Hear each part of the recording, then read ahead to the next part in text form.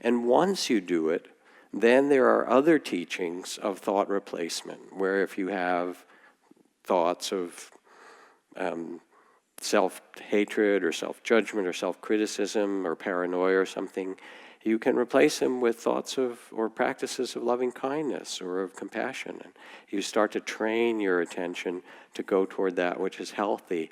My teacher said it's like you're under a mango tree and you shake the tree and the fruit falls down. Do you pick up the rotten mangoes or the good ones? You pick up the good mangoes and you start to be able to see the thought structure, and then you can see these ones don't have my best interest in mind. Let me let go of those ones. And these ones bring well-being, connectedness, health. And it's interesting because I remember talking to a psychiatrist about all of this, a friend who'd been doing meditation. He said he had a patient who was obsessive and paranoid and had some really pretty significant mental illness and mental problems. And he said, I taught him loving kindness meditation. And because he was obsessive, he did it a lot. But it was a lot better than the other thoughts.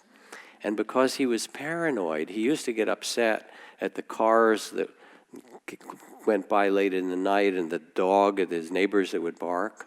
And now when that happened, he would say, I don't think I'm doing enough loving kindness for the dog, or the people in the neighborhood, and he would sort of up his loving kindness practice. And he said, yes, in a certain way he was still caught, but it was an improvement considerably in his own mind and his life.